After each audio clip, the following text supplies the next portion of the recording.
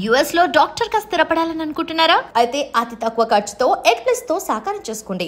ఏంటి అసలు పవన్ కళ్యాణ్ ఇన్స్టాగ్రామ్ మొత్తం ఫీమేల్ ఫాలోయింగ్ ఎక్కువ కనబడుతుంది ఏంటి? మరి నేను చూసాను ఫాలోవర్స్ అందరినీ. అయ్యా నాకు అంత లేదండి బాబు. రాజు గారు మీరు హ్యాండిల్ చేస్తున్నారు కదా, ఫాలోవర్స్ అందరూ అమ్మాయిలు ఎక్కువ ఉన్నారా అబ్బాయిలు ఎక్కువ ఉన్నారా? ఏం చెప్పారు? లేదు, నాకు ఎవరికి రాలేదు, నా వరకు అయితే ఎవరు రాలేదండి. నేను నిజంగా ఊరుకోండి, అమ్మాయిలు అందరూ ఫాలోయింగ్ ఎక్కువ అవుతుందంటే ఏంటి సంగతి? నేను చిన్నపిల్లండి మేడం, 23 కదా నాకు. ఇంకా లేదు, ఏ హోప్స్? నన్ను బతకనివ్వండి మేడం.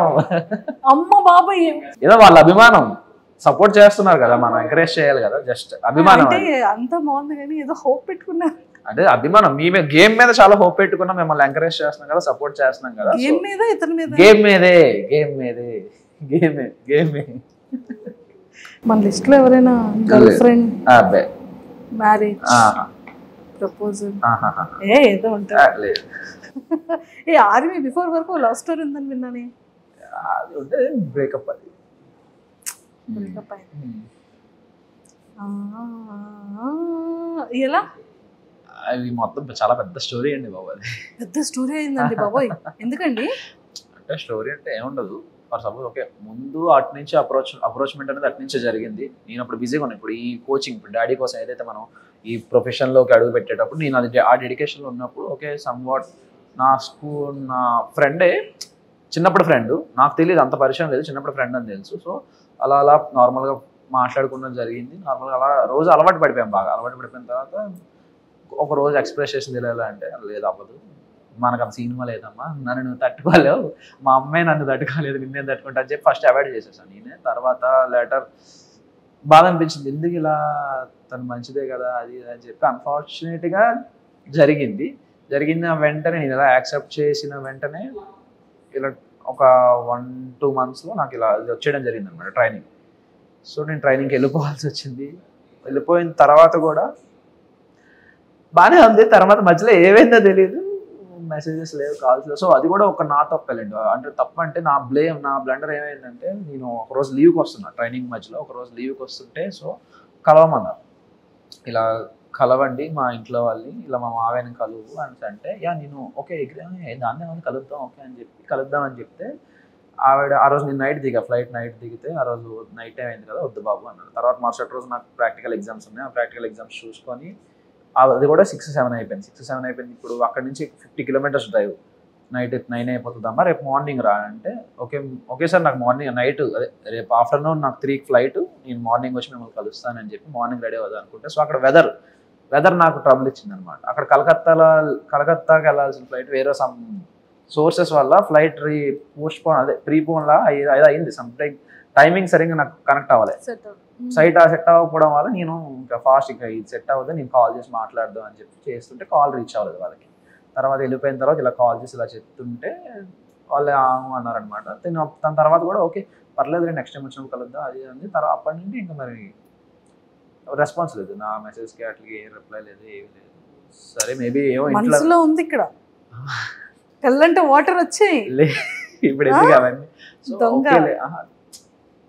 అంటే నేను ఎలా ముందు చాలా అరగంట ఉండేవాడు మనిషిని అసలు. ఓకే బేసిక్గా నాతో మంచిగా మాట్లాడితే ఓకే, మాట్లాడకపోయినా నేనేం వేరే వాళ్ళ గురించి బేసిక్గా ఆలోచించాను. ఎందుకంటే నా గురించి నేను ఆలోచించడానికి నాకు టైం సరిపోదు, అంత ఆలోచించుకుంటా నా గురించి. సో వేరే వాళ్ళ గురించి ఆలోచించే పర్సన్ కాదు బేసికల్గా. సో అలా ఈ మనిషి గురించి ఆలోచించి ఏమైంది అసలు ఏంటి అనే క్వశ్చన్కి ఒక స్టేజ్లో అర్థమైంది, ఇంట్లో మేబీ ప్రెషర్ ఏదైనా పెట్టారేమో, మేబీ ఇంట్లో లాక్ అయ్యిందేమో అని ఎక్స్పెక్ట్ చేసి ఓకే కాలేజ్లో జాయిన్ అవుతారు కదా, కాలేజ్లో జాయిన్ అయిన తర్వాత ఎవరైనా ఫోన్ తీసుకొని మెసేజ్ చేస్తుంది అని చెప్తే వేరే వాళ్ళ ద్వారా కాలేజ్లో జాయిన్ అయిందని కూడా తెలిసింది. కాలేజ్ జాయిన్ అయింది కదా ఇంకా మెసేజ్ రాకపోవడం ఏంటంటే, నేను మా ఫ్రెండ్స్కి వాళ్ళందరికీ ఫోన్ చేశారా ఎలా ఉంది ఏది కథ అని చెప్పి నేను ఎంక్వైరీ చేసి తీరా వాళ్ళ క్లాస్లో ఒక ఫోన్ నెంబర్ 4 రోజులు తపస్సు చేసి ఒక ఫోన్ నెంబర్ పట్టుకొని ఫోన్ చేస్తే ఆవిడ ఫోన్ ఇస్తే నేను మాట్లాడిన తర్వాత మాట్లాడతానని చెప్పి. తర్వాత ఒక స్టేజ్లో నేను ఇంటికి వెళ్ళాను. నాకు లీవ్ దొరికిన వెంటనే ఎప్పుడైతే నాకు ట్రైనింగ్ అంతా అయిపోయిందో దాదాపు ఒక 8 months తర్వాత నాకు లీవ్ దొరికింది. 8 months వరకు లేదు, 8 monthsకి లీవ్కి వెళ్ళిన తర్వాత వాళ్ళ ఇంటికి వెళ్ళాను. వాళ్ళ ఇంటికి వెళ్తే వాళ్ళ డాడీ వాళ్ళు అవ్వదు అసలు ఇంట్లో కూడా రాకు అదే చెప్పి పంపించేశారు. బయటికి పంపించేశారు. So okay okay no problem అని చెప్పి నేను సైలెంట్ అయిపోయాను. తర్వాత విషయం ఏం జరిగింది, ఒక 3-4 months తర్వాత వాళ్ళ డాడీకి నేనే ఫోన్ చేశాను. ఏంటంటే అప్పుడు టైం పాస్ కోసం అని చెప్పి నా కాంపిటేటివ్ బుక్స్ అని చెప్పి దానికి పంపించేశాను. ఇలా బుక్స్ చదువుకో ఇంకా బెటర్గా ఉంటుంది, ఇంకా నువ్వు డైవర్ట్ అవ్వడానికి బాగుంటుంది అని చెప్పి, ఓకే నాకు ఎందుకైనా పనికి వస్తుంది కదా బుక్స్ అని చెప్పి నేను కాల్ చేసి ఇలా నా బుక్స్ అడుగుదాం అని చెప్పి బుక్స్ కోసం ఫోన్ చేసి అతను ఏమన్నారంటే మీరు చేసేసుకోండి బాబు అది ఇది అని చెప్తే ఆవిడ నెంబర్ ఇచ్చారు. తన నెంబర్ ఇచ్చిన తర్వాత తనకు కాల్ చేస్తే నేను ఒప్పుకోను అది ఇది అని చెప్పి ఫస్ట్ 2 రోజులు తెలుసు కదా మీ అమ్మాయిలు అమ్మో బతిమాలాలి మిమ్మల్ని అంత ఎక్కడికో ఎత్తాలి, అంత ఎత్తి ఇలా కాదు అలా ఇలా జరిగింది అలా జరిగింది అంతే ఎక్స్ప్లెయిన్ చేసి నేను పడిన పెయిన్ అన్నీ ఎక్స్ప్లెయిన్ చేస్తే అప్పుడు కరిగింది.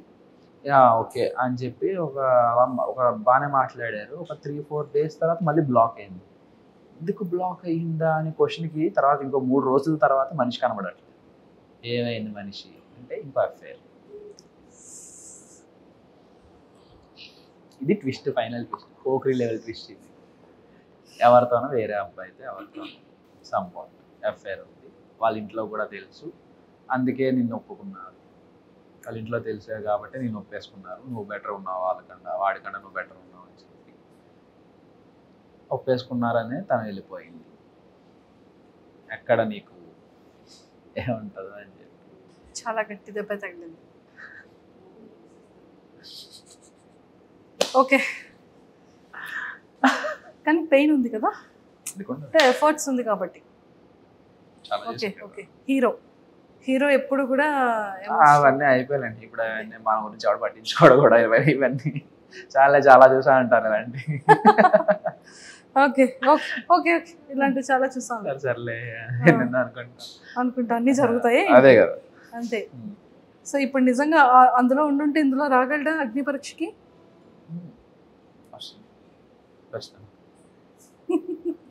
Super. Whatever past is past, కానీ ప్రెసెంట్ ఎంత బాగుంది. సో అయితే అప్లికేషన్స్, పోస్ట్ లెటర్స్, కార్డ్స్ అన్ని కూడా ఇంక డైరెక్ట్గా పంపించవచ్చు. అయితే పంపించవచ్చు. ఎవరికి పంపిస్తారు చూసారా, ఇది కదా ఆన్సర్ వచ్చింది. అందరికి అందరూ సెన్స్ లో ఉన్నారు కానీ మా నోడు పంపించు. నేను ఇంకా అప్లికేషన్స్ అవేవేనంటే ఇంకా లీవ్ లోనేమో ఇంకేమైనా లీవ్ అప్లికేషన్స్ అనుకుంటున్నా నేను. అంటే వాళ్ళందరికి అర్థమైంది కానీ మీకు అర్థం కాదు. నిజంగా అర్థం కాదండి. ఇన్నోసెంట్ అండి బాబు. లేదు నన్ను గుర్తు చేసుకోండి, అవి నేను ట్రైనింగ్ లో విషయాలు కాదు, ఇక్కడ నార్మల్ నా లీవ్ అప్లికేషన్ గురించి మాట్లాడుతాను. అసలు ఇందులోకి ఎలా వస్తాం మేము? రామ అందరికీ అర్థమైంది అక్కడ. నేను చిన్నపిల్లండి అండి, ఇన్నోసెంట్ కదా, ఒక పట్టాను అర్థం కాదు. ఏం చెప్తాను, చాక్లెట్ ఏమైనా తెచ్చిమ్మంటావా? బిస్కెట్స్ మానేసానండి. సూపర్. సో ఫైనల్ గా అప్లికేషన్స్ అన్నిటికీ కూడా రాజు అప్లికేషన్స్ అన్ని కూడా లైన్ లో పెట్టమ్మా. డన్. సో మరి నాగమామకి తగ్గట్టు ఇంకొక మన్మధుడు బిగ్ బాస్ హౌస్ లోపలికి వెళ్ళిపోతున్నాడు. అయితే మన్మధుడు ఎవరు కనీసం చూడను కూడా చూడరు నన్ను. సో మొత్తానికి అయితే లోపల హౌస్ లో స్క్రీన్ ప్రెజెన్స్ ముందు మనం ఎవరం కనబడం నాగమామ ముందు. నాగమామ ఇస్ ఆల్వేస్ రాకింగ్ ఖచ్చితంగా కదా. సో జడ్జెస్ గురించి అండ్ బ్యూటిఫుల్ యాంకర్ శ్రీముఖి గారి గురించి ఏం చెప్తారు? చాలా సపోర్టివ్. అసలు మినిమం అంత సెలబ్రిటీ లెవెల్లో ఆఫ్ జడ్జింగ్ లో ఉన్న, జడ్జిమెంట్ లెవెల్లో ఉన్న, జడ్జెస్ గా ఉన్న అంత లెవెల్ ఆఫ్ యాటిట్యూడ్ ఎవ్వరు చూపించేవారు. అందరూ చాలా క్లోజ్ గా ఉండేవారు, నీట్ గా మాట్లాడేవారు, వచ్చి కనబడగానే హాయ్ చెప్పేవారు, హాయ్ అమ్మ ఎలా ఉన్నావు, బాగుంది, డ్రెస్ బాగుంటే బాగుందని చెప్పేవారు, అన్ని చెప్పేవారు, అన్ని మాట్లాడారు. శ్రీముఖి గారు అయితే పక్కకు వచ్చి కూర్చొని అన్ని మాట్లాడేవారు, అన్ని చెప్పేవారు. అదే ఎలా కాదు, ఇంకా బెటర్గా ఉండండి, ఇంకా బాగుంటుంది, మీ ఫ్యూచర్ బాగుంటుంది, మీకు అందరికీ ఛాన్సెస్ వస్తాయి అని చెప్పి శ్రీముఖి గారు కూడా మంచి మాకు అందరికీ బూస్టప్ ఇచ్చేవారు. ఏమాత్రం ఎవరు ఏదైనా టాస్క్ ఏదైనా ఫెయిల్ అయ్యి డల్ అయినా వెంటనే సపోర్ట్ చేసి ఎలా కాదు నువ్వు ఇంకా బెటర్ చేస్తావు అని చెప్పి సపోర్ట్ ఇచ్చి. అభిజిత్ గారు చాలా మంచివారు. నవదీప్ గారు ట్రూ ఎంటర్టైనర్. అతను మా యూత్ ఐకాన్, అతను మాకు చిన్నప్పటి నుండి. అతను ఎక్కడున్నా తను తీసేసుకుంటారు, తన స్టేజ్ మొత్తం తను తీసేసుకుంటారు, అది మాకు తెలిసిందే. అభిజిత్ గారు చాలా మంచివారు, చాలా స్వీట్గా, చాలా స్మూత్గా ఉంటారు. నాకు అంటే మీకు టెలికాస్ట్ అవ్వలేదు కానీ ఇంకా నాకు లాస్ట్ డే షూట్ అయిపోతున్నప్పుడు నేను ఏంటి అన్నపూర్ణ స్టూడియోస్కి మళ్ళీ ఎప్పుడు వస్తాను, ఈ ఆ స్టేజ్ మొదలు బుద్ధి కంటే అలా వచ్చేస్తున్నాయి, ఎందుకు ఏడుస్తున్నా అని చెప్పి అలా వచ్చి అభిజిత్ గారు కలుతూ చెప్పేస్తాను. చాలా సపోర్ట్. బిందు మాధవ్ గారు అమ్మ ఆసమ్, చాలా రెస్పెక్ట్ ఇస్తారు మనుషులు కూడా. డాన్స్ చేశారంట కదా బిందు మాధవి గారితో? యా, ఇద్దరితో డాన్స్ చేసా కానీ ఎపిసోడ్ లో. ఇంకా ఎవరిద్దరితో? శ్రీముఖి గారితో బిందు మాధవి గారితో ఇద్దరితో డాన్స్ చేశారు. ఫుడ్ టాస్క్ అయిన వెంటనే డాన్స్ నెంబర్ ఉంది, కానీ మరి ఎడిటింగ్ లో టైం సరిపోక మేబీ, అంటే మెంబర్ ఆఫ్ మొత్తం అన్ని టాస్క్ టైం సరిపోక 15 minutes కదా ఎపిసోడ్, సో టైం సరిపోక చేసినట్టు. సూపర్.